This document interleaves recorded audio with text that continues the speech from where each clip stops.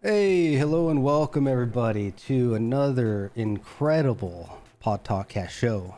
We're going to be joined by Rigel Micado today over from NovaSWARM. I believe they are, well, one of their members is streaming right now, but NovaSWARM is a fun little trio group of VTubers slash creators that recently put out a new little game, but we're going to be talking specifically with one of them, the Rigler, the Rigster. Rigel Micado, everyone. Look at that. He moves. Oh, shit, I do. How are you doing? What's going on? What's new? I'm doing okay. Not a whole lot, I'd say at this point. Just keeping on. Keep on keeping on. Exactly. We know how that is. Let's see here. Make sure the audios are good. It looks like it is. What's up, everybody? Man, somebody actually commented before Kieran.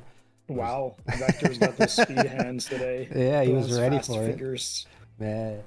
But NovaSWARM. So yeah, NovaSWARM. Gosh, what's it been now? It's you guys are pushing on 2 years, if not already, right? We're getting close. I believe it'll be 2 years come November 29th or so, I think. Okay, yeah. So like just under a couple months away. Very fun. Sounds good. Perfect. Thank you. And cool.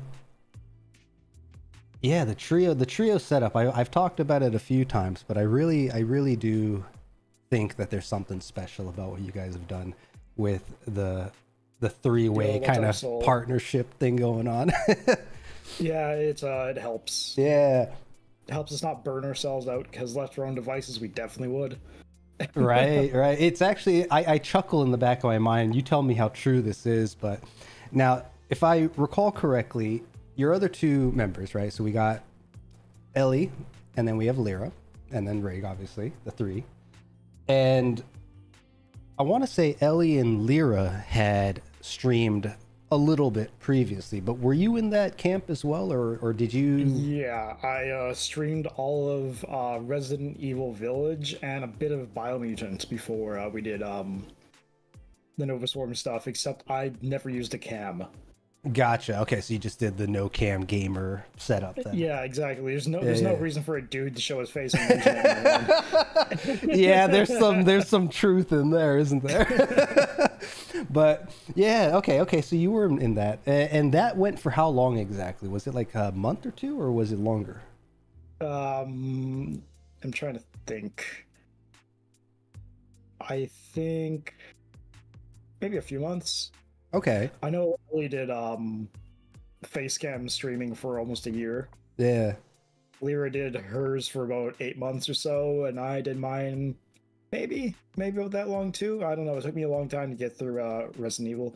Okay. And in that time, well, I guess going into when you guys decided to put all efforts into a single channel, it cracked me up because initially Ellie was super gung-ho, ready to go, leading the charge. At least that was the observation that I was getting. Lyra kind of eased into it. I think you also kind of eased into it, but it's funny recently I kind of look at you and the trio and being like, man, Rig has things he wants to stream now. Yeah, I've kind of gotten a taste for it. Yeah. Plus, it helps me justify my playing video games, I guess. There you go. Yeah, it puts purpose to the what do you call it? The hobby, exactly. I suppose. Not to mention, this is kind of a good excuse for me to keep creating things outside my work hours as well. Yeah, it lets you experiment and have a little motivation because you're doing it kind of in a public facing way. Yeah, there's ups and downs, pros and cons. There's goods and bads to it all, as there is with many things. But speaking of creating things, though, so NovaSWARM, actually, this is your second now visual novel that's been released, called Red Zero. Came out less than a week ago. Yeah, I did.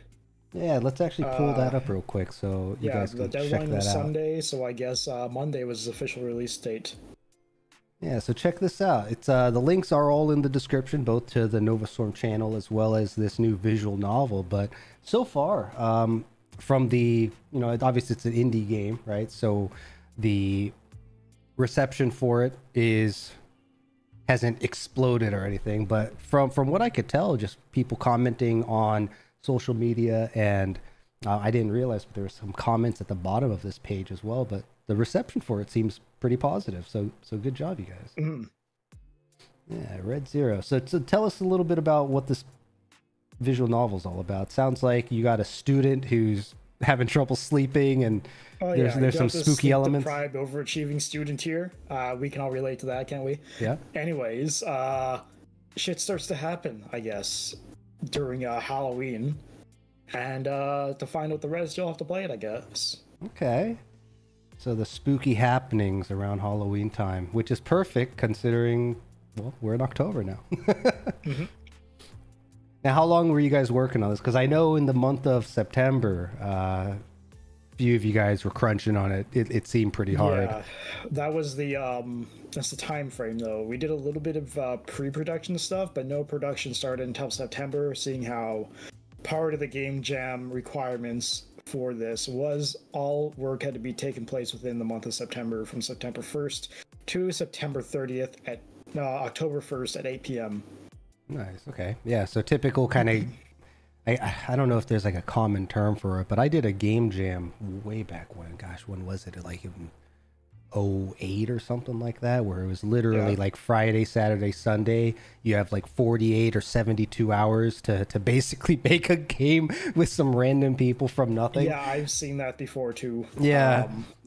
Lots of fun. I think if you're in the creative sphere, if there is a jam, quote unquote, out there, you should try look into it and join it. It's a good experience. But this is the, what do they call it? Visual novel jam. So it's similar concept, just different different medium.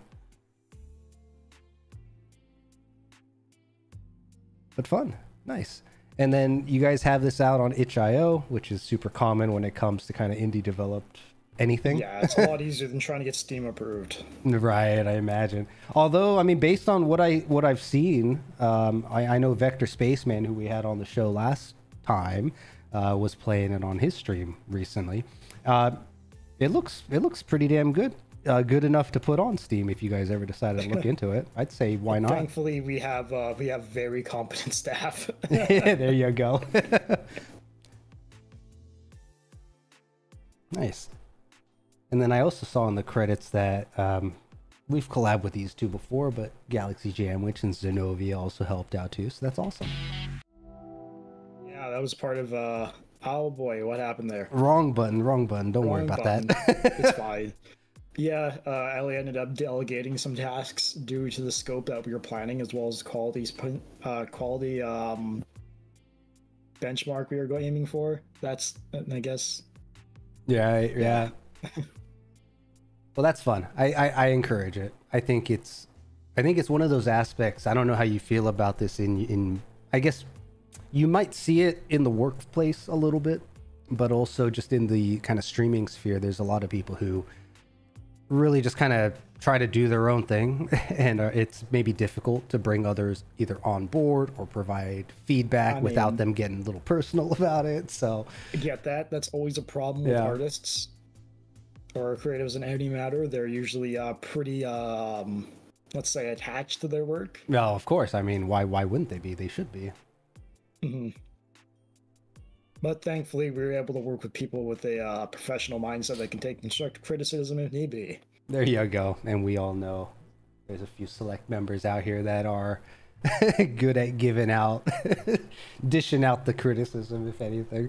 So, cool. Nice. Was it what would you say personally you enjoyed more? Was it the Stars and Hearts project, or was this one a bit more involved? I think this one was a bit more interesting. Yeah. Especially since on this one I didn't have to do any writing.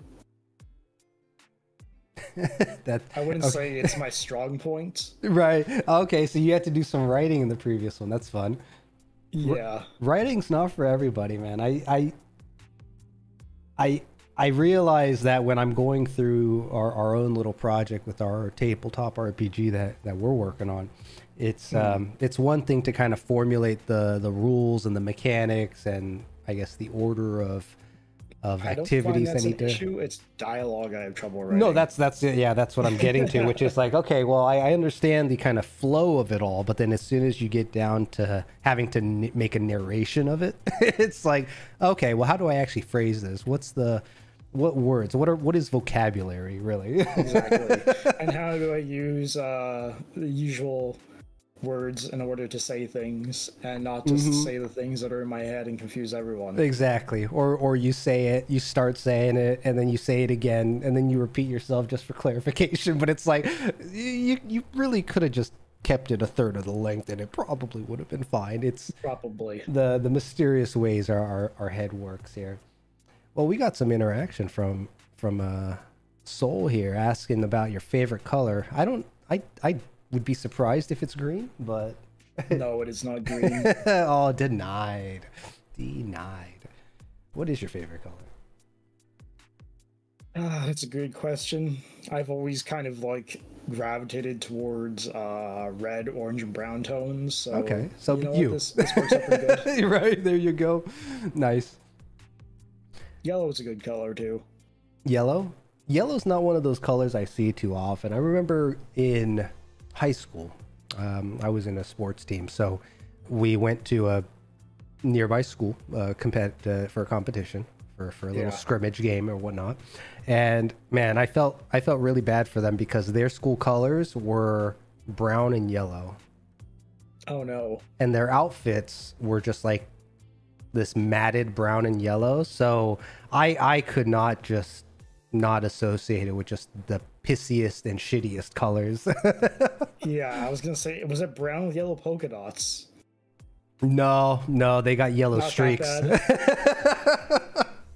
Yeah, not nearly that bad, but yeah, I felt bad. I was like, man, imagine going to school and they dress you up in just dirt brown and matted yellow. Wow. Mm-hmm. Well, it's better than looking like you got corn stuck in you. Rig. That's what I was going with polka dots. That's a Halloween costume to scare all the kids away. For sure. You could even get some of that fart spray. Oh god.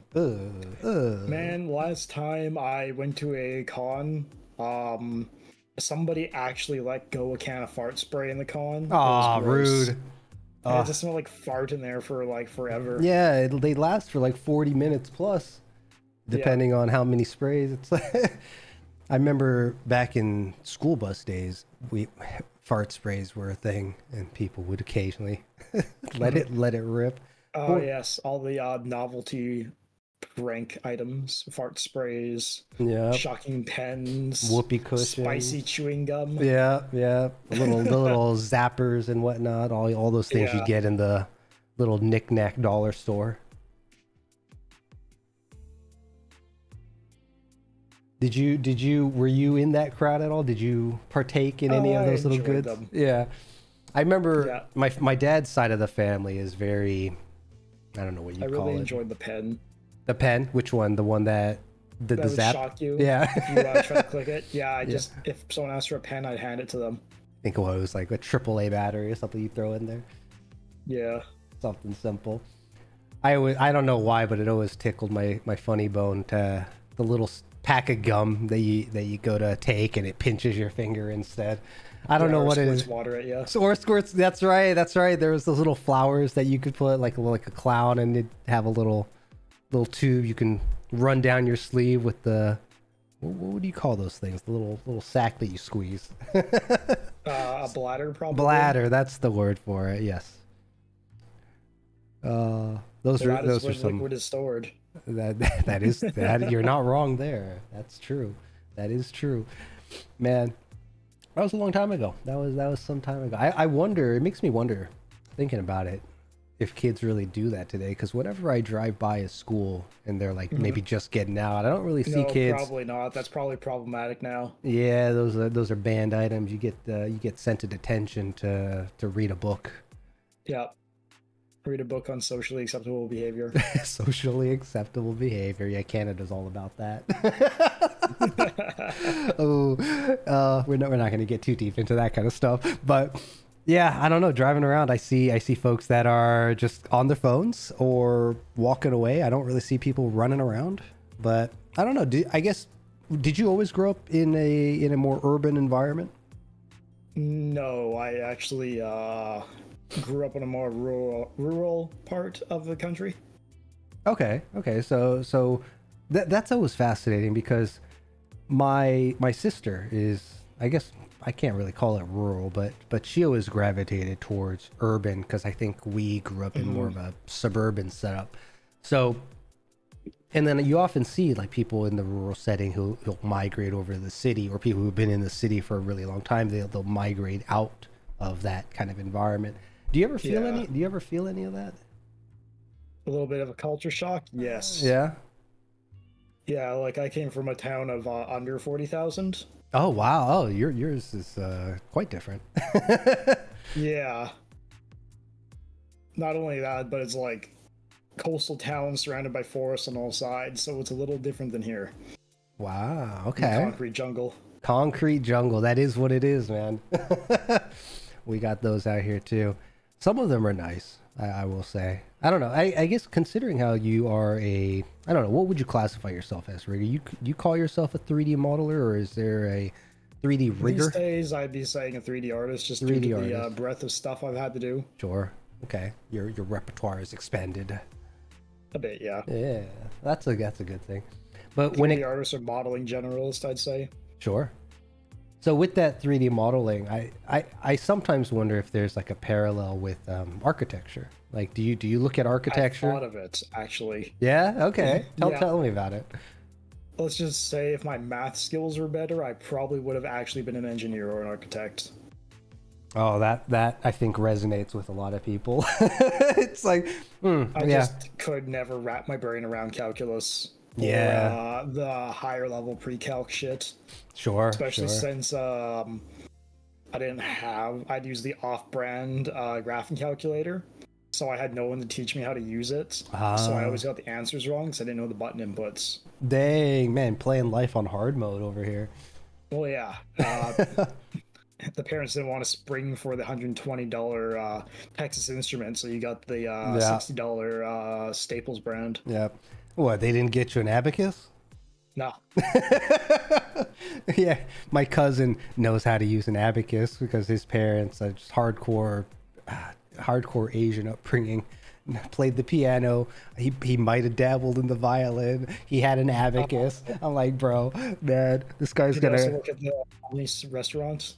No, they were a bit more. They were a bit more in the tech side of things, not the Gotcha. restaurant side of things. So yeah, fortunately, he didn't have to go washing dishes and then bussing tables. But yeah, it surprises me whenever I hear people talking about like an abacus, like, oh man, that ancient piece of technology.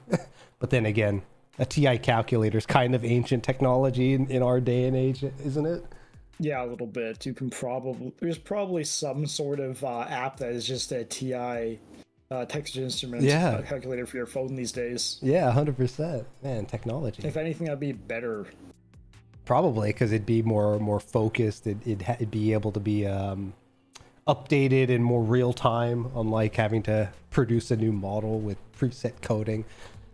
Yeah, but who knows if that's actually applicable in school systems, or if they actually let the students use those, seeing how there's such Yeah, interesting phone restrictions at times. that's a good point. Yeah, I imagine phones are just like, no, you're not allowed to use it because who knows what they're looking up on the phone. So Exactly. It's like school issued laptops sort of thing. yeah, I've heard that was also an issue during that time, though I never knew of those. I kind of feel like that's one of the reasons why the TI it is such a, I guess, a name, a brand, whatever you want to call it, because I believe that the school systems were like, this is the approved device that you can use, right? So Yeah, the industry standard, we'll say. there you go, man. Speaking like a true guy working in the business. Yeah. I imagine you have tools like that in the work that you do, where it's like Unity or I don't Yes know. I and guess no. what Yes do you and what do you no. what have you been using these days? These days, I've been using a combination of Blender and Substance Painter. Blender and stuff. Okay. Yeah, I've kind of I lost my Maya license, so Yeah. I never resubscribed to it. And I was like, hey, employer, I'm gonna try a blender here. Are you okay with that? If not, I'll let you know if it becomes a problem, and then we can get me a Maya license. But for now, you save $2,000. How's that sound? Probably like deal. And Exactly. if I recall correctly, you were playing with Blender on stream like a month or so ago, right? Was this kind of all part of the same situation? A little bit, yeah. A little bit. How you liking it?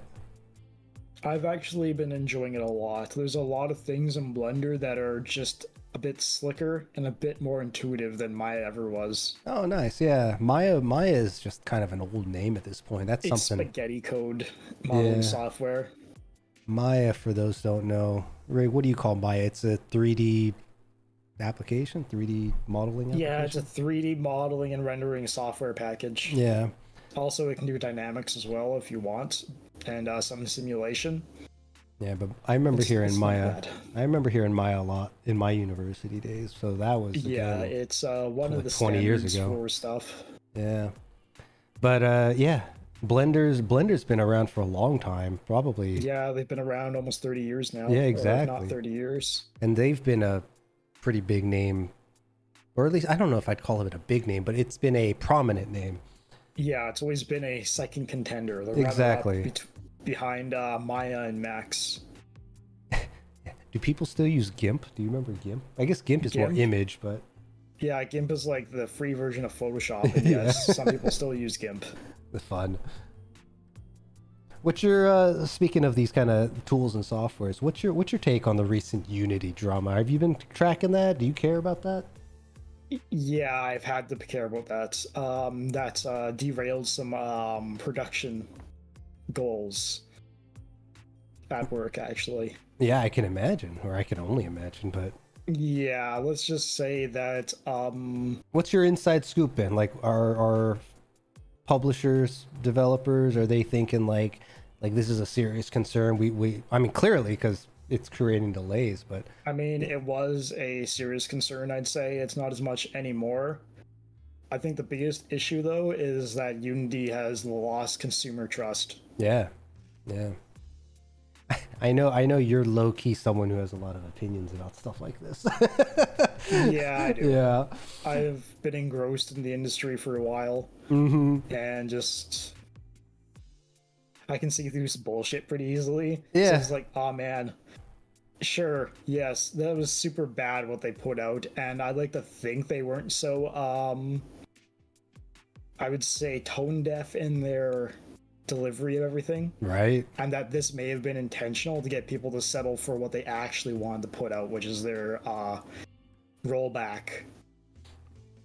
Because that's something I always think about is like, yes, if they send out something that's ridiculous, I don't think that was their initial plan. That was just something to let's say overshoot and then roll back to what they actually want. Interesting. Yeah, Just that's to trick the layperson into thinking that oh no, we won, but really you just played into what they wanted anyways. that's a super cynical way of looking at it, but I wouldn't put it past business, because most consumers, and hell, even after over a decade in that business world myself, it's like sometimes it's hard to even see the chess moves that they're Exactly. playing, right? So if they're like, yeah, you know what, we're gonna take two steps back, but in theory that's just there to soften the 3 steps forward that we need to make. Exactly. Yeah. So, man, I didn't even consider that angle with the Unity move. It's like, okay, yeah, because clearly there was some ulterior motives, right, with the move itself. Also, a lot of stuff. It's like, yeah, we'll just by the install numbers. How did they get that install numbers? They can't say how they get that install number. Does that mean Unity is essentially going to install malware on your computer that then phones back home, or does it already have that and no one knows? Yeah, my take on that is it's kind of already there, because anytime you do the install, with the way technology has grown, there's callbacks happening all over the place. Hell, some of these install packages, they just have the information of like where to pull the information. So they're like doing a git pull, and that's where they're getting all their files and all the data that's going to be used for the a install. license tracker, which has to validate and connect to an internet source, kind of like DRM on Right. video games. Yeah, do a little virtual handshake basically. So Yep. yeah, it's funny how software has become, with a lot of like live service, quote unquote, in every meaning of the word, is basically installing malware on our computers constantly. Like, what do you mean you're reaching out to the internet? When did I approve that? Oh, it was in section 8 of our terms with our live service agreement. You scroll by and then click yes, just so you could use your program, get on with your goddamn day. Oh man, the world of technology makes our lives easier, debatably. Debatably, yes. Let's see. On another note, Souls, like, did I play sports? I did a little bit. Oh yeah, what'd you play? In middle school and a bit of high school, I did play basketball. Okay. And I used to do pickup games of football and rugby when I was younger too. Nice, back when that was socially acceptable behavior. Yeah. Opinions on pop. Soul, what are these? You got some left field. Opinions on popcorn? I find it pretty mid. Pretty mid. Yeah, it's a basic Unless snack. it's like good quality popcorn, like kernels or something, or what the hell is the Chicago one? I forget. Chicago one, like yeah, it's not the Chicago corn. It's the brand. I don't remember what it's called. Oh yeah, I don't even. Either know. way. I didn't know popcorn had usually brands. just gets stuck in my teeth, and the little like husk fragments get stuck in the back of my throat and choke me. So I'm like, I don't want to eat this anymore. Same reason I don't like to eat fish a lot, because of all the fucking little bones in it. Oh, you got to debone your fish, bro. What do you mean? Yeah, I grew up with people who never did that. They couldn't be fucking bothered. Just do it at the plate. Yeah. Like, Just once you feel it in your mouth, just wiggle it to the side, eat the fish, and then spit it all out. we were just talking about consumer trust. Nothing like a bone in your mouth to break that trust. Oh, isn't that a vibe right there, man? How many times have you gone to like eat out, whether it's junk or restaurants, and you're enjoying your meal, and halfway through you feel something hard, bone fragment, exactly, and you're just like, well, this has completely ruined my experience. I can't eat this anymore. Yeah, exactly. And I kind of want my whole like meal remade. A little while ago I had to throw like half a brick of cheese. Oh no, why? You had a bone fragment in your cheese? No, it wasn't a bone fragment, but one of my roommates had an open package of hot dogs in the same drawer in the fridge, and it was upside down, I guess, because it leaked hot dog water over my cheese. I'm like, I can't eat this now. This is contaminated. The whole brick has to go. Well, maybe you leave it in there for a couple months. It turned into blue cheese. I wouldn't do it. I can't. Part of the reason that keeps cheese viable to eat, as well as I guess safe, so it won't give you the shits, is to keep it dry. Oh yeah, and free of foreign bacterias. Sure. Nothing like some good old hot dog water to fuck that all up. Yeah. No, meat juice is typically one of those things that if it starts getting on to other things that aren't meats, you're just like, no thanks. Yeah, it's actually technically against food safe laws to keep dairy and meat in the same container. Oh, if literally. It's raw meat and dairy, you shouldn't store them beside each other or near each other. They Well, need to be raw meat in areas. general has some pretty strict regulations for how to store it. Well, anyways, food talk. I never would have expected talking to NovaSWARM folks.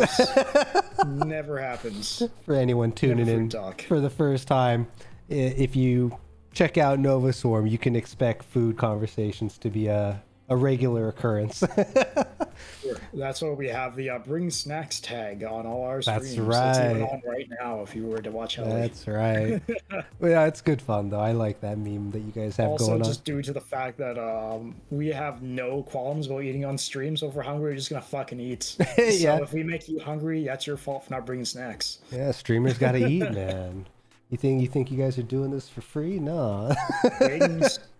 Thoughts on wings? Wings are better boneless. Oh, again, I'm gonna fight you. Okay, make your case.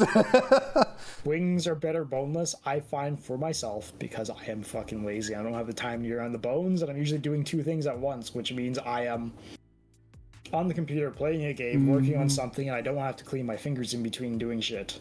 That's fair. That's fair. Yeah, you could eat it with utensils. You don't get your fingers dirty, but you still get to enjoy the deliciousness of If it's of all wings. I'm doing is eating wings, and I'm like out of place having wings, chips, and beer, yes, I will have the bone and wings. But in my home, I want the boneless for convenience. Yeah, I'm a big fan of wings. I could probably eat wings. Well, actually, there was a time where I was eating wings like 2 or 3 times a week. Nice. Yeah, but I have to always go traditional. I gotta tear it off the bone. I gotta eat all the calcium around the bones. I pick my bones clean. It looks like a Good. yeah, but yeah, wings are top tier for me. That's for sure. So then you probably have an opinion on flats or drummets, right? Not really, because they're different, right? With the drumlets, you can eat them kind of like a drumstick.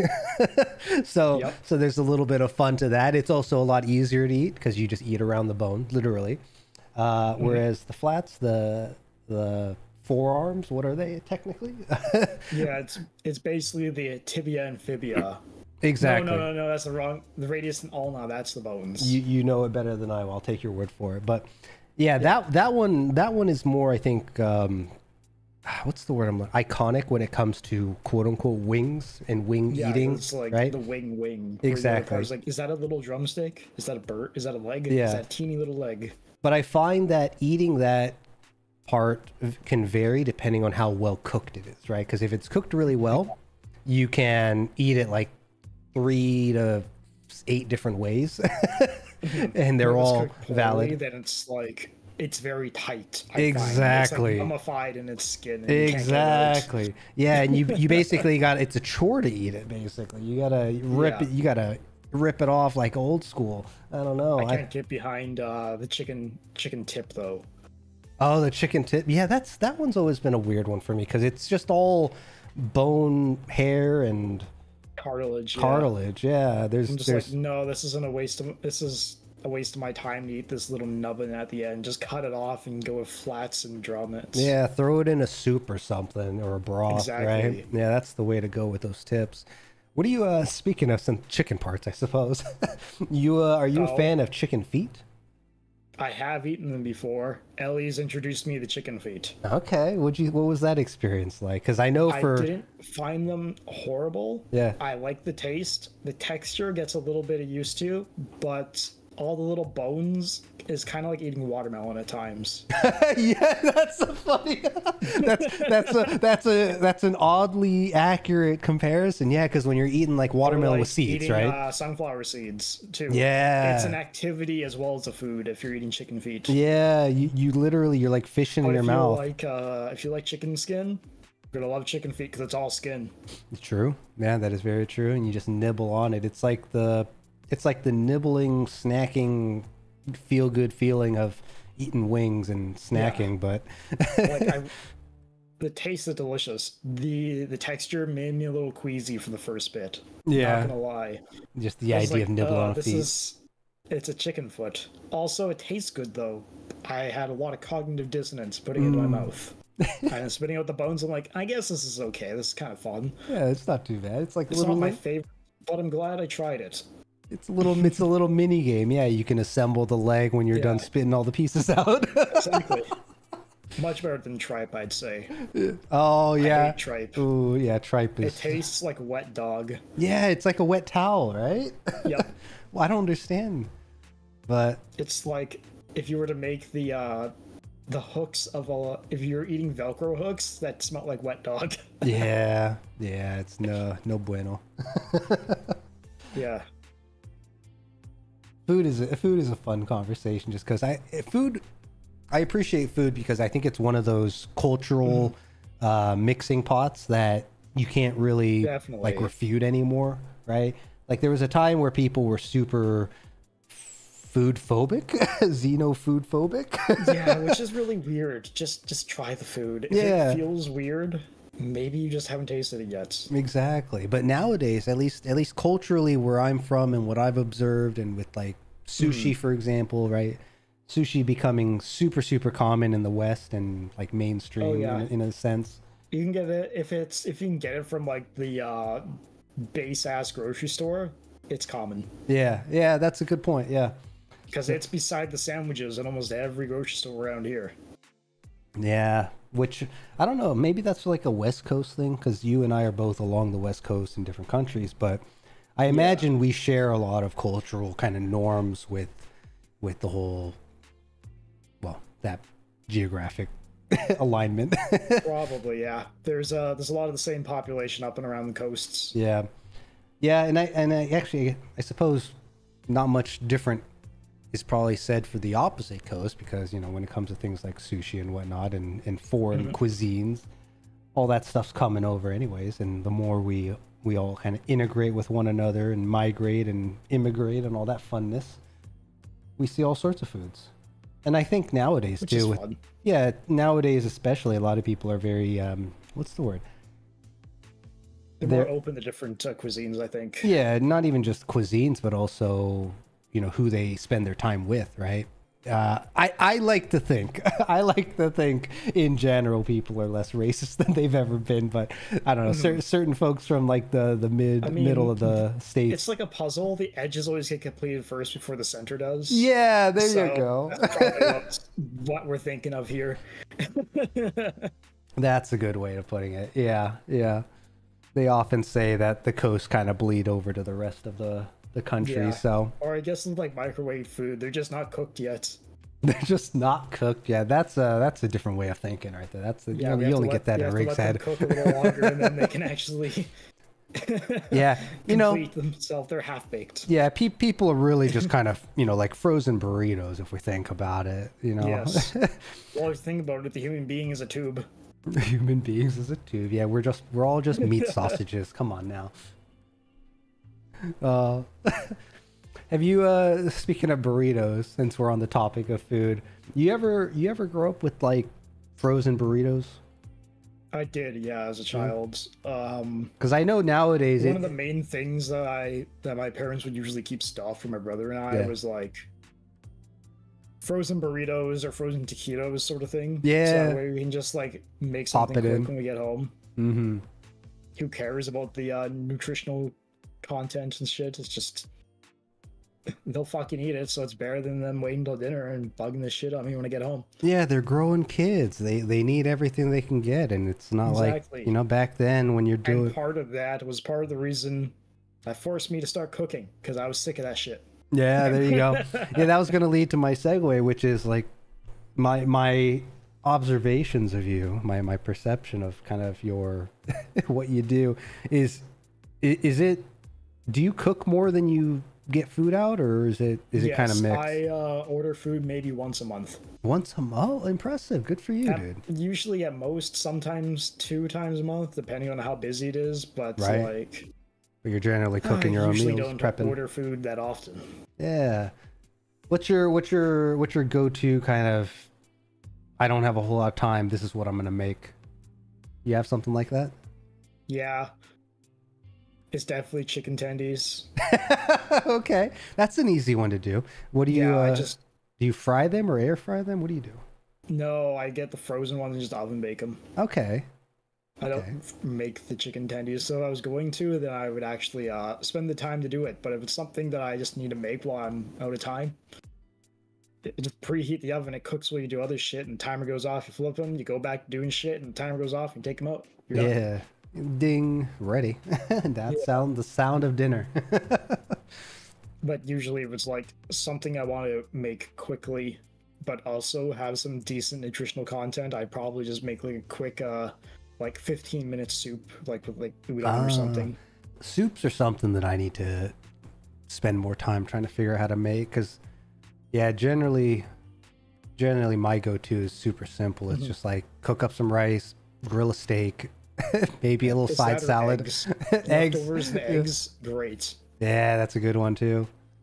But, Yeah, but soups no, and with sauces, man. How do you make sauces?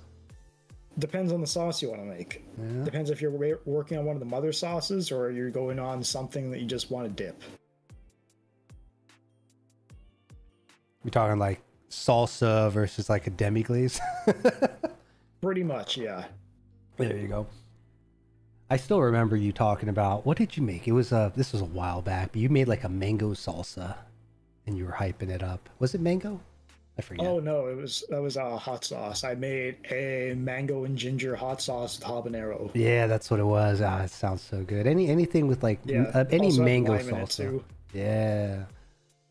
Eat it with some chips. You could put it on some tamales, or you could put it on some enchiladas, or you could put it on. You could do so much with salsa. That's another one I need to. Especially with like fruit-based ones, they have a large breadth. But yeah, with the usual udon sort of thing I do, it's fucking dead simple. Basically, all I would do is I get like the pre-made like stock cartons, so like Campbell's or something. Sure. I guess you say. Yep. Get like either the chicken broth or you get veggie broth. Yeah, veggie broth. Or even in this parts they have pho broth over here. Oh, interesting. And at one point they had pork broth, which was basically like halfway to tonkatsu ramen. Ah, but it was a limited time only, and every time I went to go get it again, it was always sold out. Oh, anyways, damn. Yeah, all I do is you just get like garlic, ginger, green onions, you know, the typical 3 aromatics that go in everything. Yeah. Throw oil in the bottom of a saucepan. Toss those up for like 20 seconds, throw the stock on top, chop up either bok choy or cabbage or get kimchi and throw that in there as well. And when it comes to a simmer, then you just throw your udon noodles in. There we go, making it sound easy. So it's basically the healthy alternative to udon to not udon, fucking instant ramen. Yeah, which is speaking of instant ramen, it's like it's not that difficult to make when you consider the ingredients that are in there, and you cut out like over half the sodium that's in those damn things. But they are good. They are good. They do hit the spot, especially like they're good in a pinch, especially if you throw in other vegetables and stuff in there, or leftover meats you have around and stuff. Right. Yeah. A lot of the time I'll end up just like taking the noodles out, just kind of like the texture of the noodles, and then throwing them in with other things and keeping the seasoning packet. That's for another use. Yeah, that's actually not uncommon. I've heard multiple people who kind of do that and save it for like they need a soup or something, right? So they'll use those packets like as a quick hack to make the broth. If you really want to get fancy, you put that seasoning into a metal bowl. You put some French fries in there, and you shake them up in the ramen powder. Oh, that's interesting. I wonder. I mean, fries are all caked in salt anyway, so it'd probably fit right in with the potatoes. Exactly, yeah. Oh man, that's something I might have to try sometime. You can have yourself some spicy Korean ramen fries. Yeah, that actually sounds really good. It'd be like kind of curry seasoned fries almost, but ramen. Exactly, yeah. Ramen, you just throw some Kewpie on there, get some green onions, throw it on top, a little bit of shredded kimchi, and go. dang, top it off, put some onions. Yeah, look at that. Yeah, like what I ate earlier was actually I did French fries, British chip shop curry, and green onions with caramelized onions. Oh man, I'm so glad I ate before talking to you, because I'd be in trouble right now. You would. So NovaSWARM cooking channel when? Because I imagine you guys could have a lot of fun with that. If only that would work out. The issue would being the cooking space as well as getting us all in the same room. Yeah. Well, you could do like a 3-way cook along. I don't know. I think it'd be fun. You guys would have a blast with that if you ever pull it off. But this might be a fun little question coming from Soul here in the chat, which is, what does a game have to have for you to be like, yeah, I like this game, or even to the point that it becomes your favorite that you'd recommend? So basically it's like, good question. Question. I would say 1, character creation. I like character creation a lot, or at least a good story with a interesting protagonist. Okay. Number 2, dress up. I'm hearing Monster Hunter. Yep. That's why I played Monster Hunter for 20 years. Yeah. Number 3, paint jobs. Paint I job. played almost every Okay. Forza and a lot of the Armored Cores, so it's just like, yep. I like to just make my game my way, I guess. Yeah, what I'm hearing is personalization. I like to salad bar my game. Yeah. I'm a big fan of that as well. Yeah, definitely. Character creation doesn't have to be like complex for me, but I would like to. Yeah. It is fun to play a game where if it's not a super story driven, like it's more like a novel made game type of situation, right? Making it so that you can play as a character you envision, I think is super big for games. It has that little personal touch that's like, this game was fun. Or I was able to least, play it my a way. little bit of a deviation, so that way you can make your own choices. Right. Another thing I'd say, I guess, if the game respects your time as well as isn't overly grindy. Well, that depends too, right? Because I know there's a bit of a divide between people who grew up with like the original MMOs, for example. Like those players I've noticed, they don't mind grinding out a game. They almost seem to enjoy it. I understand this. Yes. However, there are some games I feel like they don't respect your time. Yeah, where it's just like making you just do dumb, menial, repetitive shit. And it's almost like it's a buffer of fluff that they add to the game to make it, what's the word I'm looking for? This illusion of length or illusion of importance or illusion. Yeah, padded. That's the word. Padded content. Yeah. So I think having, this is something I would add to your list, which is intent with gameplay. Yeah. Which I think a lot of games nowadays struggle with. And I don't know if that's just because of a difference in generations of developers or mindset of audience. Market climate. Yeah, market climate probably plays a big role into that, right? With people with less attention spans and whatnot. But less attention span. Everyone wants to try and get you to play their game and their game only, which I find an issue at times. Yeah, they're all competing for time. Live service games don't allow you to play a game and just put it down and go to the next game a lot of the times. Yeah. Especially if it's like a multiplayer game. That's an online game. Yeah. Sometimes competitive. Mobile games with stamina piss me off. Oh. Yeah. What do you mean I can only play this for a limited amount of resource? And the resource doesn't even matter because it's like when you start playing, they just give you like full stamina that goes over your max stamina or energy. That's how they get you hooked. Yeah. And then you want to keep playing, so you don't mind shelling out those few dollars. And then you keep doing it over and over again. You become desensitized, and before you know it, you threw away $200 that month in your mobile game. That one hurts, Rick. I had my phase of going through games like that. I don't actually play any like mobile games anymore. Probably burnt out of it. But and I guess we got Soul here bringing up Genshin, which is a game I have qualms with. Yeah, well, how so? Is it just because of the abusive monetization or what? A little bit. I also find it a little slow at times too. Yeah. Maybe I just didn't get into it to the point that where it actually gets good. Or maybe it's just not a game for me, but I never really got too hooked by Breath of the Waifu. Breath of the Waifu, or Husbandos. Yep. Genshin was an interesting one because I think the gameplay took a lot of inspiration from like Breath of the Wild. Because Breath of the Wild definitely did so much good. And then you have Honkai Star Rail now, which is basically copying Persona. Yeah, bringing back the whole turn base and everything, right? Yep. But still following the I can't even call it a mobile game because I'd say more people probably play it on like an actual system than they do on a mobile. But yeah, no, it has the all the hallmarks, mechanics. Yeah, exactly. Yeah, unfortunately, I think I'm personally at a point where if I see microtransactions, I'm immediately just turned off from it now because I'm like, okay, well. And like I didn't generally mind Star Rail. I played a bit of it.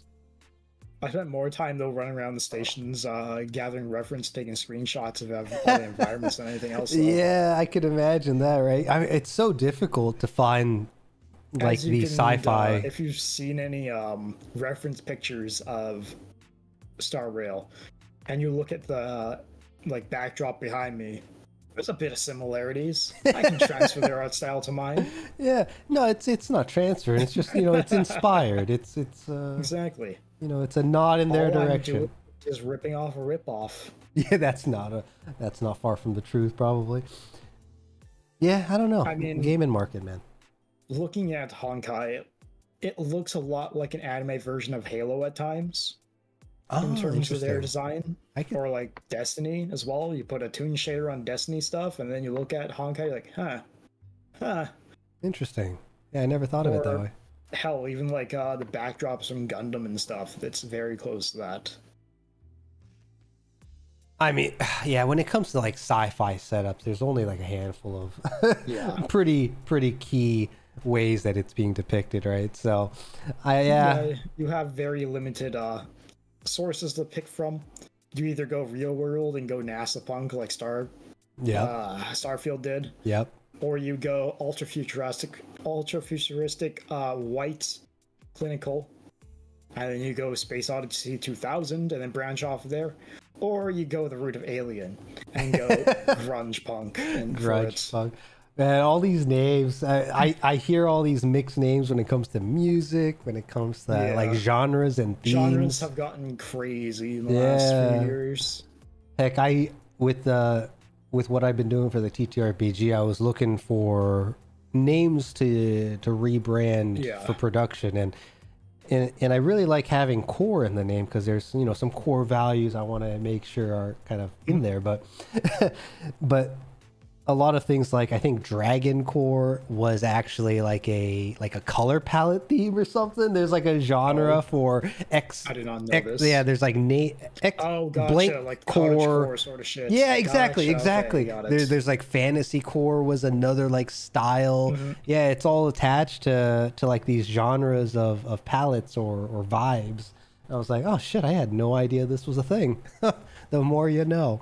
The more you realize every name has been taken already. Yeah, you just gotta find your own spin on it, or just unabashedly go with the general genre. Yeah, right. Oh, so yeah. As far as games and what we see as a positive, so definitely personalization, definitely some degree of like customization. I definitely think gameplay is. Yeah, a good gameplay loop is hard to beat. Again, Monhun, good gameplay loop. Yeah. Armored Core, good gameplay loop. Yeah. Overwatch 1, good gameplay loop. Overwatch 2, garbage. yeah. You can't just. We're getting into movie remake territory with Overwatch 2. A little bit, yeah. A little bit. But I don't want to talk too much about Overwatch 2. I'm still not okay with it. Still not okay with it, yeah. Actually, what was the deal with Overwatch 2? And I heard rumors about an Overwatch Next. Does that ring a bell? No, unless they're trying to revamp their like. It sounded to me like they were trying to backpedal from Overwatch 2 and make like an Overwatch 1.5 called Overwatch Next. I think if they did that, it's probably just to try and clean off some of the bad press they got for not delivering Overwatch 2 as promised, and then backpedaling to something different. But I haven't heard anything about this myself. I haven't looked at news feeds the last little bit. Well, you know what? Speaking of Overwatch, let's expand on that a little bit, because I was thinking about this over the past week, just procrastinating what I need to do. And I was thinking about esports, because esports, do you follow esports at all? No, I briefly you're familiar with what it is, Overwatch League, but I haven't really gone down the rabbit hole of esports. Okay. Like, I knew about Counter-Strike competitions back in the day, but other than that, or like ranked TF2 matches, but other than that, I haven't done like watch any competitive Fortnite or Valorant or Apex or whatever the fuck is the other ones. Well, this won't get too into specifics about the games within esports, but more of the what's the word? The not the premise, but well, maybe it is the premise. But so esports, right, obviously is companies trying to make their game that is competitive in some form. and make it into basically a entertainment medium through. Well, there's a lot of money in getting people hyped about a IP. Yeah. We've seen that for a long time. It goes all the way back to the Roman Empire with the blues and greens. Remember that? Oh, go on, pulling out some history. I'm bad with that, dude. So, but when it comes to esports, recently there's been some issues with esports about teams losing players. The viewership is down, and I was thinking about how a lot of this is probably stems from people trying to treat games the same as they do sports, which sports and high tier sports are incredibly monetized, and trying to do that with games, I don't think translates. No, it doesn't translate. You're looking at some different demographics of people, I'd say. Yeah, so like, we're as bad as it would be, I think it's a little easier to manipulate and overhype the sports crowd just due to the type of clientele they attract. Yeah, I mean, those sports crowd. Usually the people who are going to be watching competitive games are usually a little more, I guess, they spend a lot of time in a computer, I'd say. Right. Or they have other interests as well, possibly. Or True. They're just too damn busy playing games themselves. Yeah, or they just have it on as long as it's entertaining as background noise. Exactly. That's kind of what it's there for. Or they have it at 1% volume in a background tab on different monitors, so they can't look at it, and they're just collecting the Twitch drops. That's a good point. Yeah, man, we're going to come back to Twitch drops since you brought it up. Rewarding viewership. Yep. Oh, man. That's a dark segue. Yep. But before that, when it comes to like sports fans, right? Traditional sports fans, they're almost like religious about it. If you think about it this way, the sports fans, you know the origin of sports, right? You talk. It depends on what you mean by that, but you're talking about like the competition side, or you're talking about the base concept of sports, otherwise known as tribal initiation rites and contests. Yeah. Okay. It's one of those deep ingrained, I guess, the warrior's blood. Yeah, it's one of those weird tribalism things that we still have in us from our monkey days, I'd say. Where it's one of those things where if you have it, it kind of resonates with the deep primal brain, I guess. Mm-hmm. The sportsmanship, Yeah, exactly. That, and just like sports are also child games as well, and sort of things like stickball. Well, like you were saying, they usually originated from some form of like initiation, right, or some sort of competition of I guess I don't really want to say superiority, but it's more hierarchy of sort. I guess either way, there's one. It's a well-known precedent within the human species. Sure. I'd say I can see that. Yeah. So when it comes to people who watch physical sports, they're usually not also playing the sport. They might dabble in it as a hobby, but gamers are playing just as much as some of these professional esport gamers, right? So I think the demographic is definitely different there.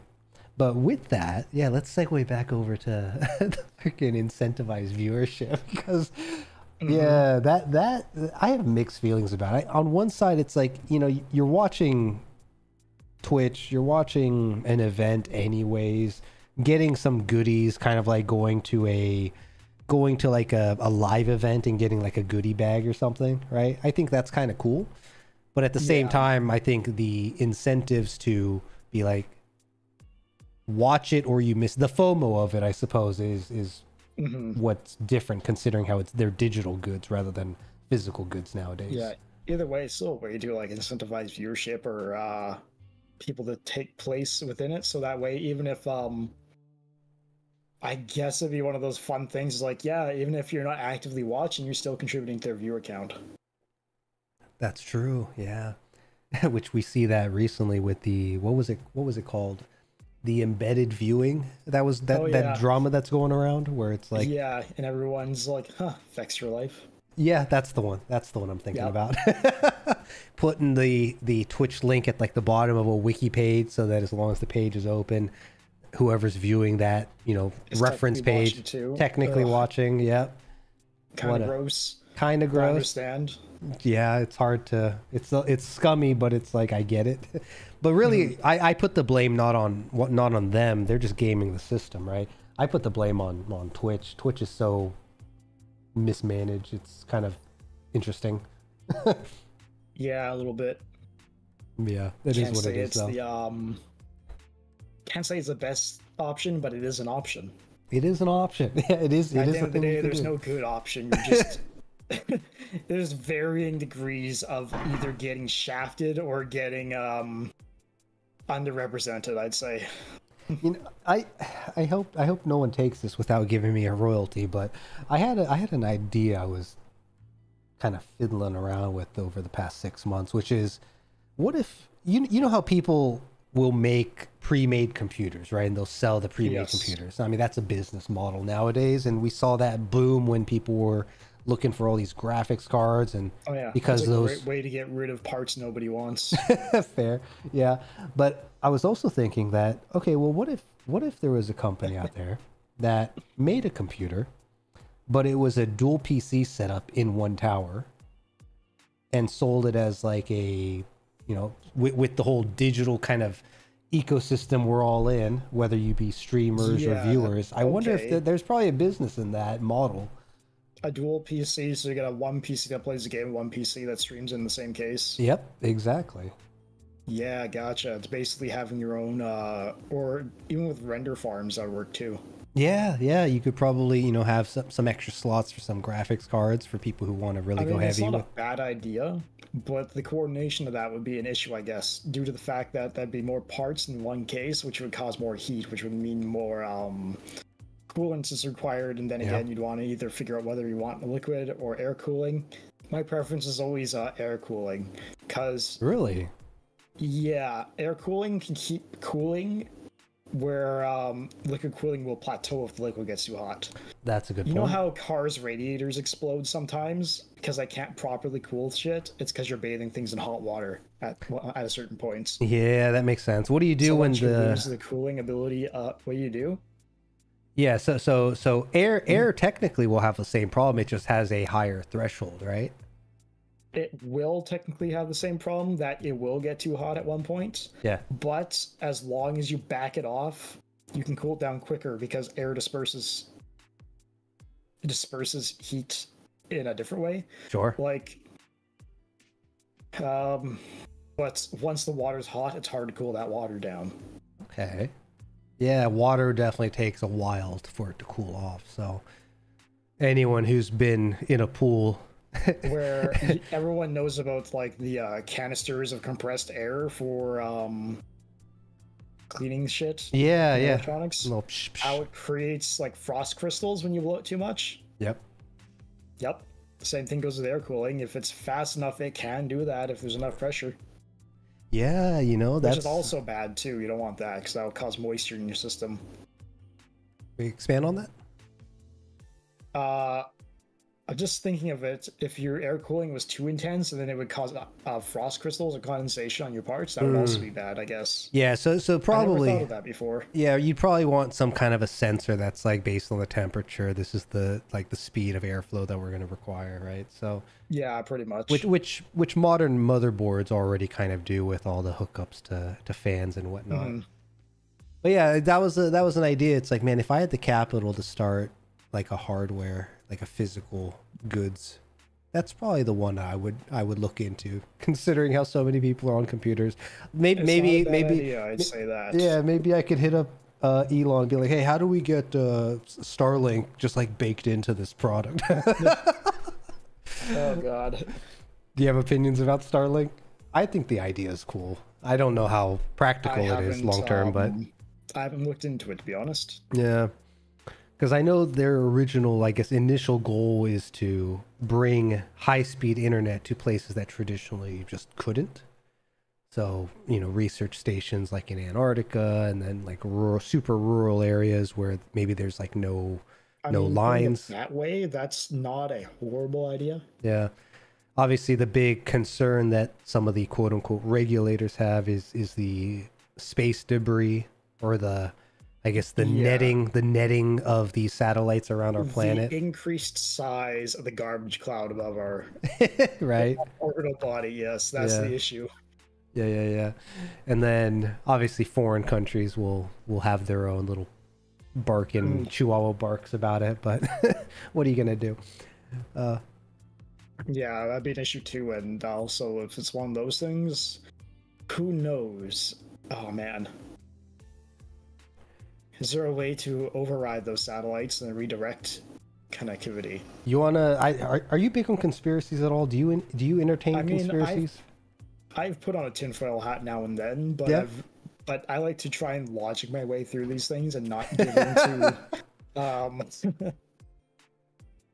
the more radical side of those things. Sure. Yeah, you take it all with a grain of salt, right? As we exactly, and I take it more than one source. I like to, if I'm going to read something and I want to figure out whether or not it's true or not, I try and find at least 5 to 6 other sources which collaborate and that are from different publications if possible. Exactly. And I forget who it was. I think it was Neff was giving me some shit about it because I was talking about some borderline conspiratorial shit. Oh. And I forget what the saying was, but it's like everything's a conspiracy until it's proven true, right? So I think it's still fun thought experiments to have. But here's a crazy one on the topic of satellites. Are you familiar with the fires that happened in Hawaii not long ago? Yes, I've heard about them. Yeah. So I had found out, or not found out. I had watched a couple videos talking about how coincidentally there were, I'll just say foreign, just to not get targeted by a certain audience, but a certain country's satellites passed over Hawaii 3 times within like minutes of 3 sources of the fire starting. And there are talks or mutterings on the internet about satellites using focused sun rays to start these fires. And I'm like, I mean, scientifically that sounds plausible, but no one's talking about it. Is that like, how credible is this? I have not heard of this. However, that is an interesting idea. Yeah. Can we just have death rays from satellites? Well, this is the first time this has happened. Has there been any other fires we can think of in the last few years that could have been caused by satellite death rays? Yeah. I mean, is there any correlation to this causation, or is it just serendipitous events? Yeah, who knows? I mean, realistically, though, if someone was in the position to use a satellite to focus sun rays to start a fire like a magnifying glass, would they tell anybody? I don't think they would. I don't think they would. Against interests. Yeah, I don't think they would. But also, I don't know how liable that. I don't know if that's possible, just due to the fact that focused sun rays do dissipate after a while, right? Allegedly, yeah. They should, especially going through the atmosphere and everything. To focus that amount to actually get to there. Yeah, but it's a fun idea. How big are satellites, you think? Oh, that's a good question. How big is a satellite dish? How many meters across is it? And then you do the math and figure out how far that can actually like keep a beam going and what its focal length would be. Otherwise, it's because a focal length will invert after its prime focal length. True. Yeah, they'd have to be super pinpoint with it. Exactly. It would also have to be the right shape and right size to accommodate for that. So be a lot of adjustments going on up there. Well, yeah, it's a fun thought experiment, but it's a fun idea. To try and science it out a bit, it might actually just be bunk with the science illiterate once again. Yeah, definitely possible. But I thought it was a fun little idea. It's like, coincidentally, satellites over the point where a disaster occurs, and 3 of them are coinciding with a particular nation. Interesting. Who knows? I wonder which nation that could be. It could be 3. It could be 3. Yeah, there's definitely at least 3 that it could be. But yeah, these conspiracies always crack me up too, because some of them, like the whole Bigfoot stuff, I don't know how true those are. That one seems a little. Bigfoot's a great way to keep white people entertained and just out of the way. You ever watch this channel?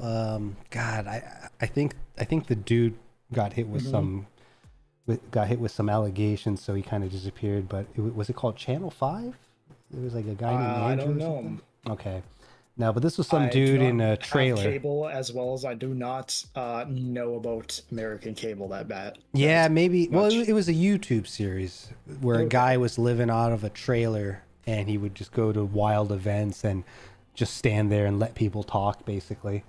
But it was Interesting interesting because, premise. yeah, he went to somewhere, Montana or somewhere in the States, that Oh no. they have like a Bigfoot reserve or something. Of And course. the dude, he goes out with two dudes who are just, or actually it's like three guys, but they're out there making like, like making these fucking noises, trying to call him out. It's like, bro, if there was some sort of a supernatural animal or some unexplained lost link of our history, I don't think making noises is going to encourage it to say hello. They're probably like, what's wrong? No, probably not.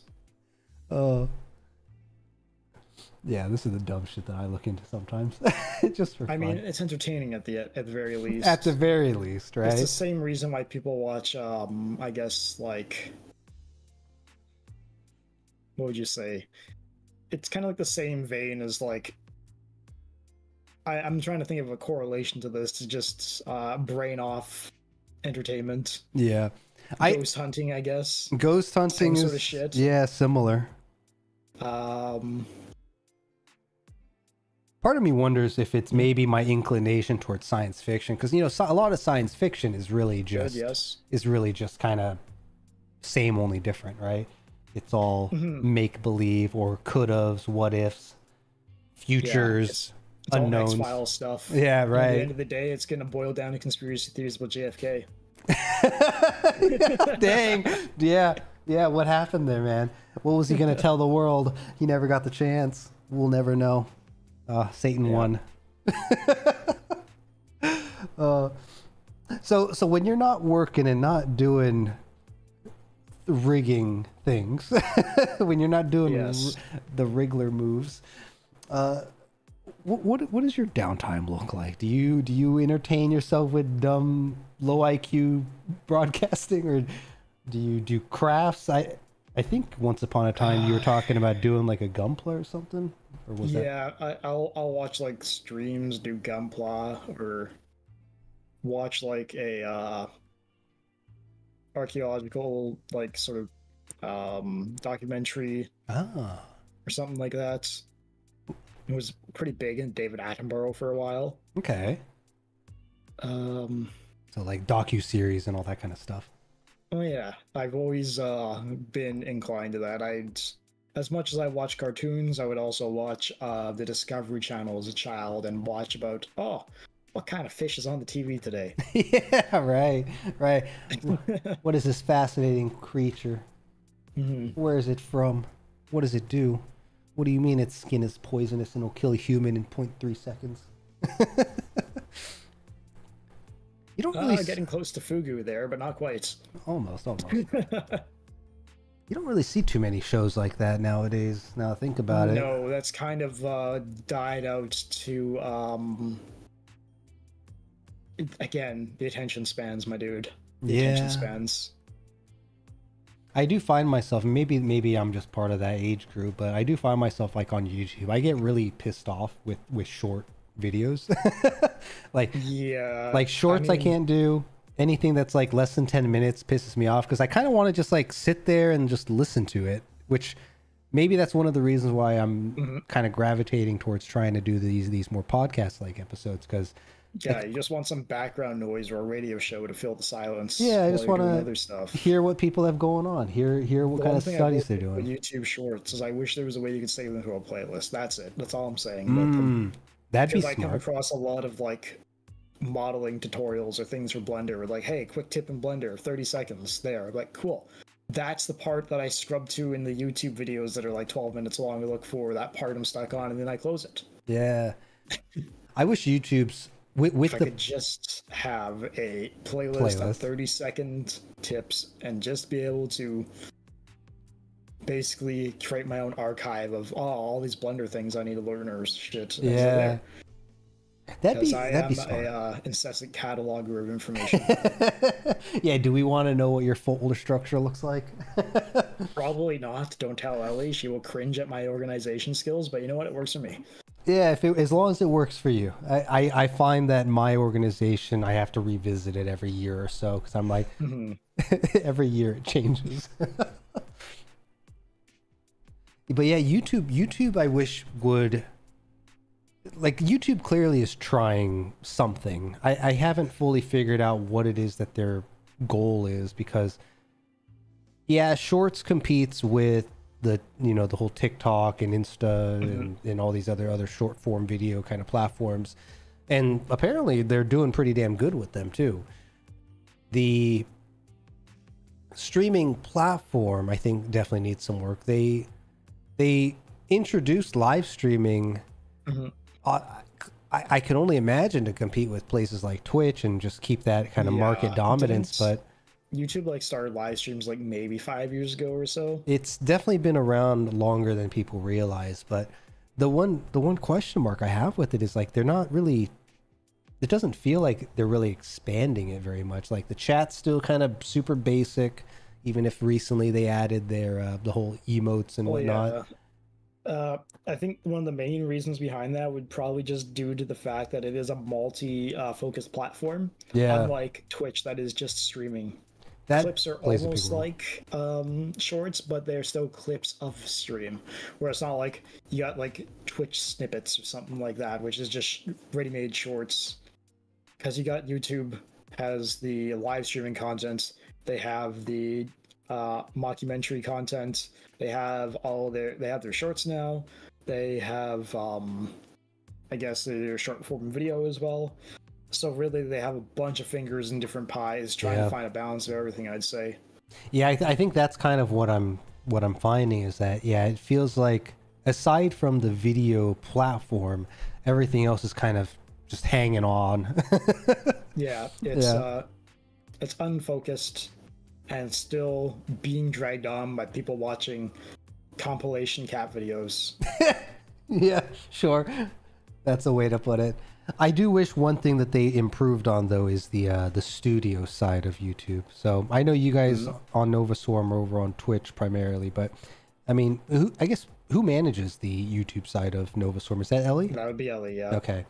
Yeah, one of the things I wish YouTube would maybe improve on is their editing capabilities through their platform, right? Because right now it's super basic. You can cut, you can insert audio, but there's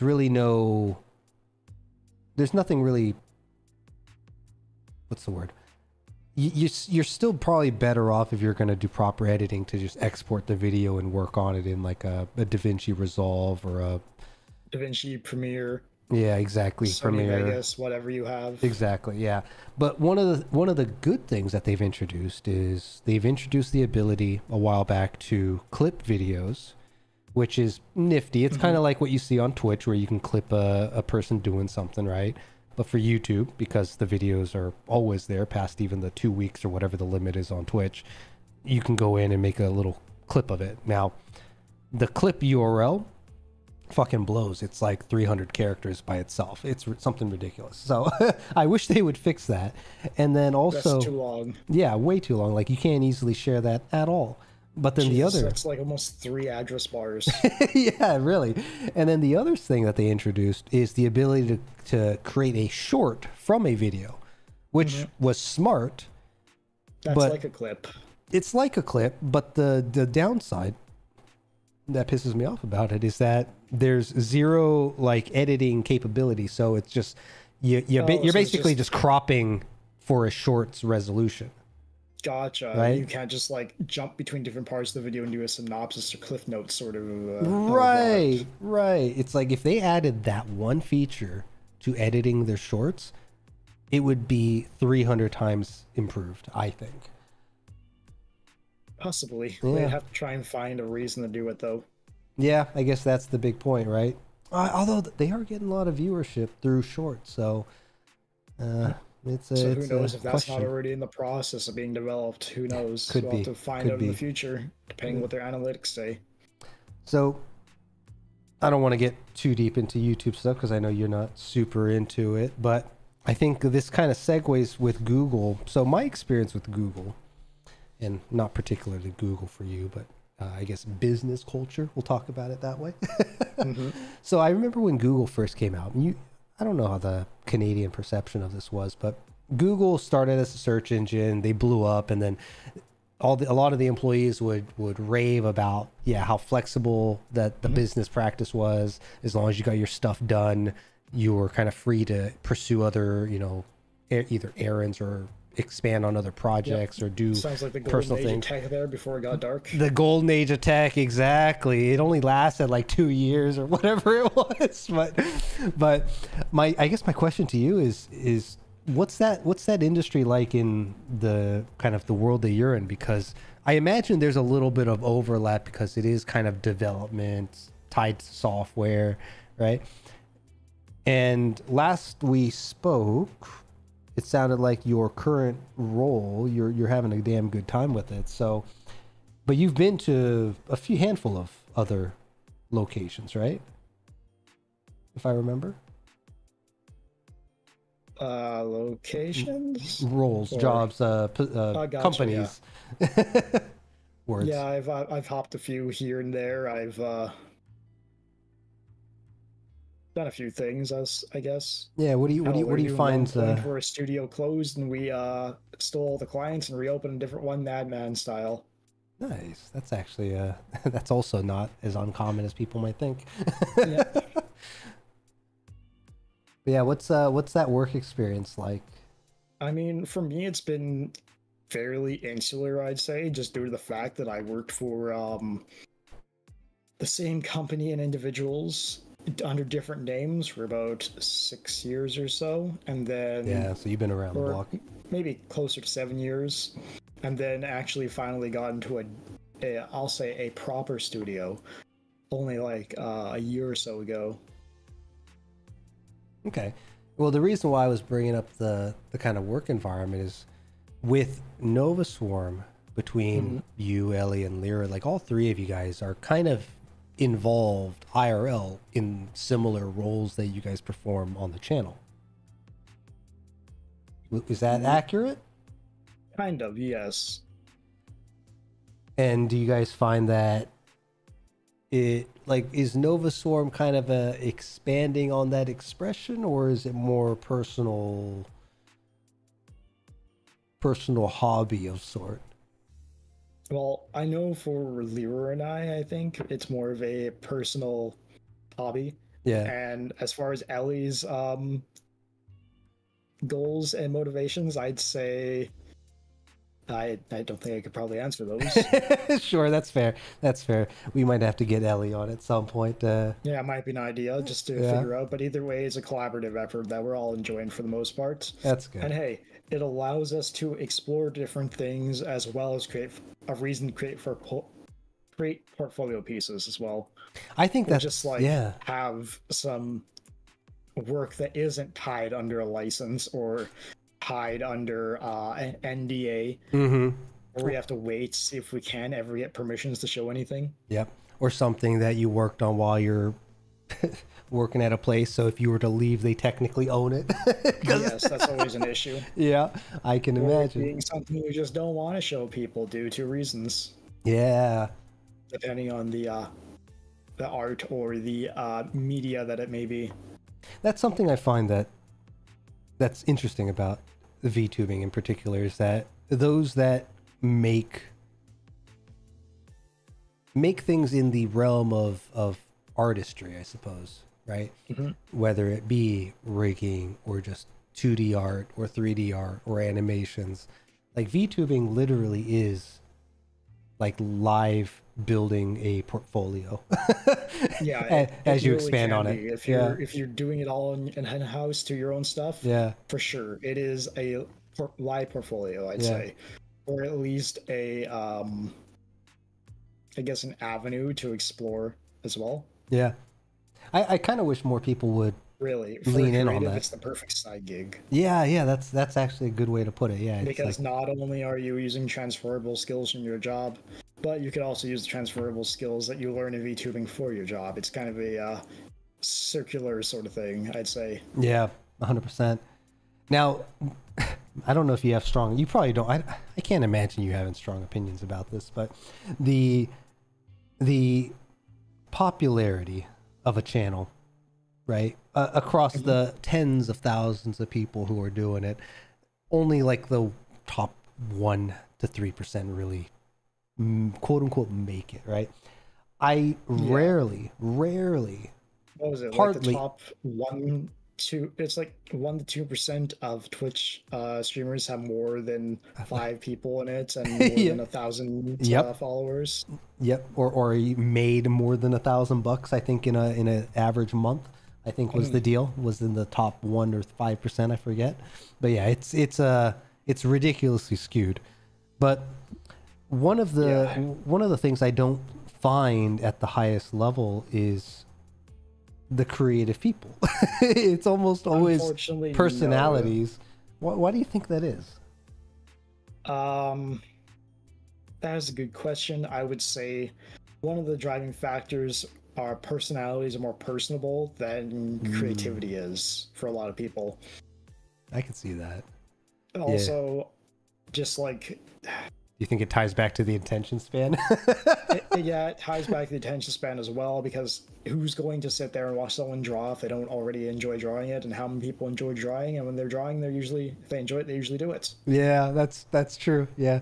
Well, or if they or they may not want to watch someone who's above their skill level, because then it sends them into a downward spiral depending on their own mental health. That's an interesting take that I can't relate to because I'm not in that world per se, but unfortunately it is one of those things in the artistic community you don't hear about a lot, I'd say. You don't hear about it at all. Yeah, it's one of those weird topics, I'd say. I was prone to it when I first started too, of just being like, ooh, intimidated by people who are much better than me. But at the same time, now I'm just like, they got there because they got there. I'll get to somewhere. Yeah, you know what? Social media in general probably doesn't help with that, and the whole short attention span and the comparing yourself to the Joneses, right? No, it doesn't. And if you think about it, it's one of those really interesting things about the connectivity era as well, just due to the fact that for like thousands of years of our human evolution as well. Think about it. We lived in groups that were like 200 at most. Or something like the that, whole right? tribal communities. It's not hard to be the best out of someone of 200 people. But if you have 8 million people connected online all the time and looking at each other's shit, there's going to be a lot of people who are better than you, just due to the fact that that's how it goes. And the human brain's not ready for that, I'd say. And once you learn that, then you can kind of be like, hey, quiet chatty monkey. Yeah. Yeah. Your own brain. Yeah. You can hang on my back, but stop yelling in my ear. Exactly. No, that's I know why you're shrieking. Here, go have a banana in the corner. I have shit to do. Yeah. Have another banana brain. Munch on that. No, that's a fantastic point. You put it into words very, very in a way that's easy to understand. I thought the same thing. I take credit for that. However, I am great at regurgitating information, especially those that I find in stand-up comedy. Stand-up comedy is great, dude. Yeah, some of those profound takes are stand-up comic bits. Hell, and they hardly ever age out, depending if they are relevant to the human experience or not. Yeah. You still look at some of the old Carlin stuff, and they still resonate today. Yeah, George Carlin, man. He was a different kind of comic that I guess the modern day equivalent might be like Chappelle, right? I think he's probably the closest one that's able to kind of speak his mind and tell a story that borders controversy / reality. It tiptoes the line of decency at times, and also it kind of it's like matter of fact way of speaking. Yeah, satirical. That's the way to put it. Yeah, that's a thing, and I think there's a certain degree of maturity that comes with identifying and accepting that this internet tribe is thousands of times larger than our brains can technically process, or not even technically process, but like the way we associate those relationships, whether physical or real or not. But it's like, you see let's just say like the top 100 things that you tend to find yourself repeating viewership for. Like that basically creates your mental tribe. and if those 100 things that you keep going back to, whether it's like the top 10 people you follow on Instagram, the top 10 channels you watch on YouTube and Twitch, the top 10 channels or the top 10 people that you follow on Twitter, X, or whatever the heck, it's like that basically builds your mental tribe. Yeah, you watch them for a bit, things change, things grow, you grow, and you either keep them or you ditch them. Yep. Hell, I used to watch a lot of Ray William Johnson as a youngin, and I can't stand him now. But then there's other YouTubers too that I've watched in the way back times during like mid high school and so. Yeah. I was like, I don't even want to say your name here. Yeah, I can relate to that. Yep, it's just some of those things like, you went a little right, didn't you? Oops. You know what? That's why I'm not watching you anymore. I didn't quite follow that path. Yeah, that would be an interesting conversation someday, to be like, hey, what YouTube channels did you grow up watching or liking? Which ones did you grow up hating? And then how did they change over the past 10, 20 years? And do you watch them now, or do you still stay away from them? Or are you even aware that they exist or not exist anymore? Exactly. It's one of those weird changing things in the sphere of collective consciousness, I guess. Yeah, but to finish off my train of thought about the kind of mentally established community that you kind of mentally build your castle, your mental castle around. It's funny because when you think about the top things that you follow or the top things you look at constantly because you enjoy it, or because their content is good, or because maybe they inspire you in some way, you're probably watching within your circle, already the top 10%, top 1 to 10% or top 1 to 10th percentile, I should say, of what's out there. Because the reality is, and my dad always told me a piece of information that he probably doesn't think it's very important, but I think I grew up putting more and more weight on it the older I got, which is like, you don't need to be in the top 10%. I just know you're better than the bottom 10%, which is, oh God, yes, which is such low hanging fruit. And really? my lifestyle just kind of echoing that in the back of my head. Just don't be the worst. Yeah, and what's funny is by striving not to be the bottom 10%, I ended up in the top 10%. So it's like, it's a really low bar to reach. You just gotta show up and do the thing, and you're in the top percent. It's like, what the hell? You mean if you do things and apply yourself, sometimes things actually happen? Yeah. So you got to realize, man. I feel a little lucky too. Yeah, you got to realize that if you're feeling like you're in the bottom 50%, it's like, are you trying? I think that's the one question. Like, are you even trying, or are you just hoping? It's funny how it works, but yeah, I think I've heard this across multiple. There's a difference between showing up and showing up. Wait, what? That went over my head. Yeah, you can show up or you can show up. Okay, yeah. You're monotone. Where's the emphasis, Rig? Where's the emphasis? Sorry. You either show up or you show up.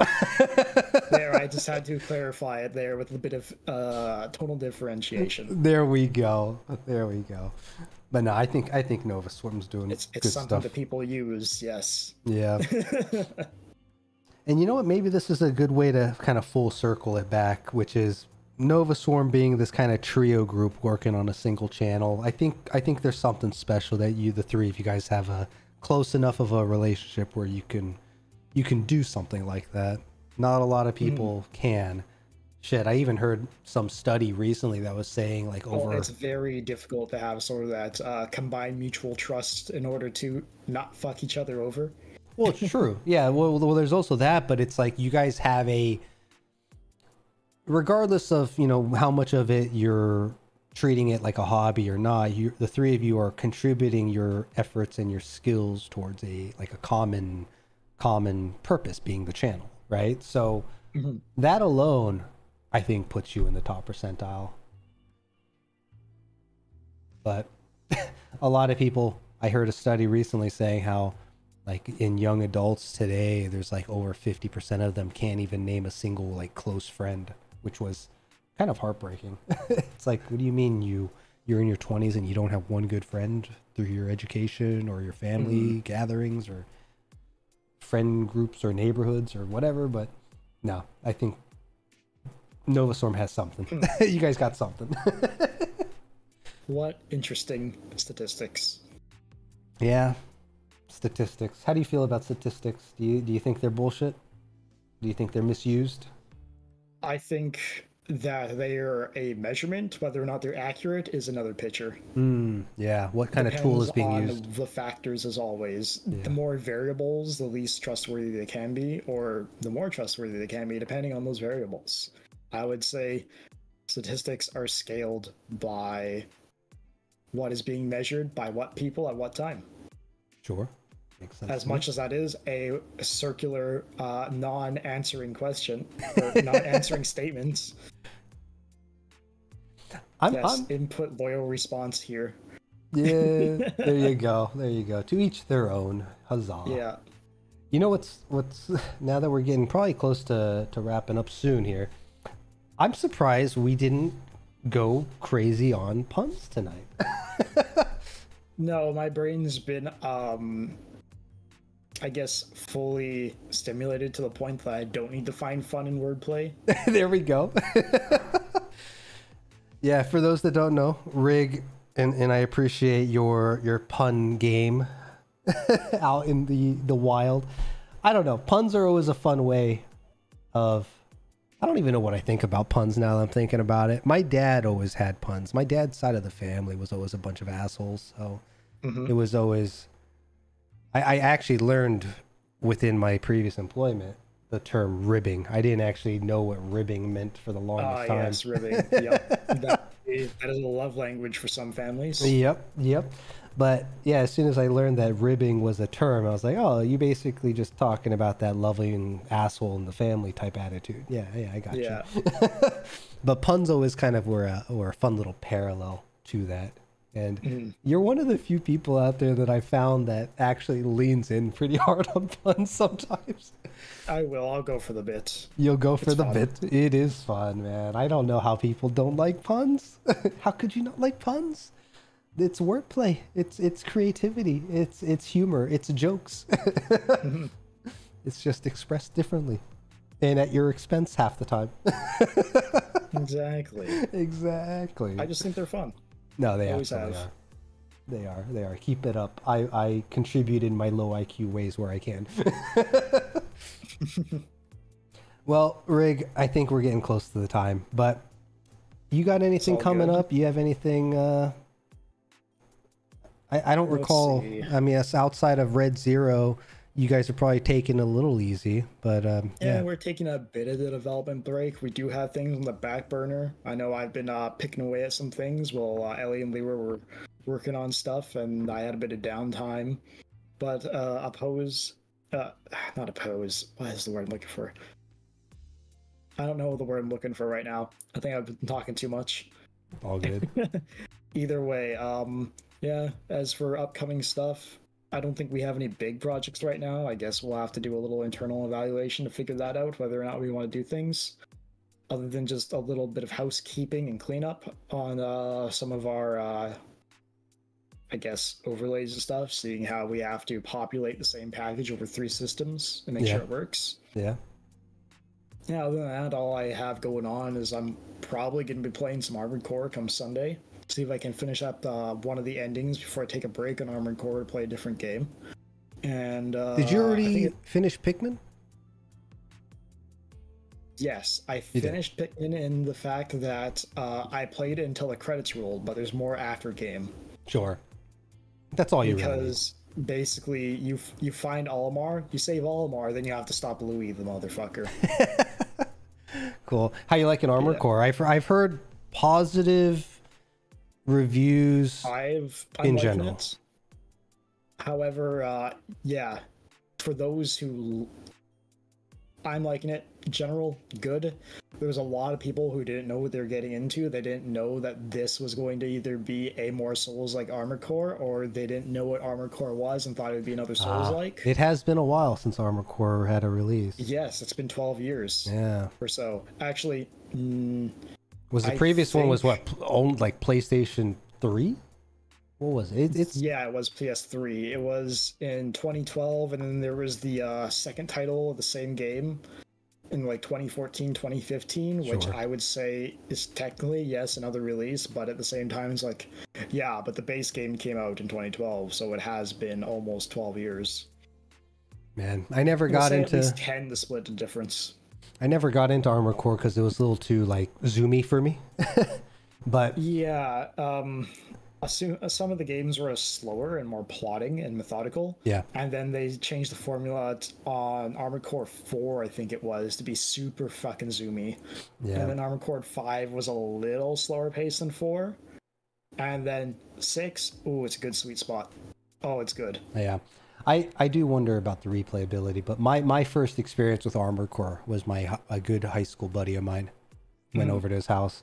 He's like, let's play this game, because I loved mecha even back then, but I didn't understand how to use controllers, and yeah, I obviously haven't played the game.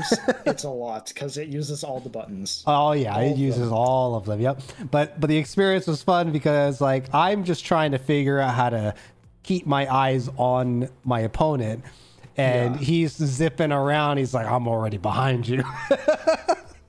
It was a fun experience. I do love the Armored Core aesthetic and yeah, it's a fun vibe. I'd say. Vibe, yeah. Cool. So yeah, Armored Core coming up. Have mecha games. They're too few, and it seems we're getting a bit of a resurgence in mecha in the last few years. A little bit. Little bit. You know what? I'm glad to ride that wave. Yeah, heck yeah. I'm good. We're done with the battle royale for the most part.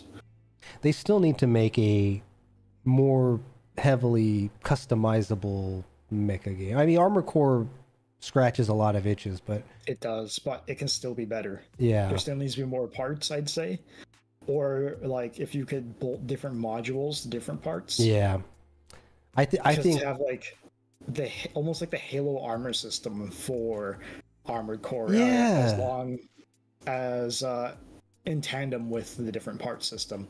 Like you could have the base frame of the part, but you could also put armor plates on it differently. So you could have like a smaller frame and have higher plates, or have a larger frame and have like lighter plates, depending on what you could do.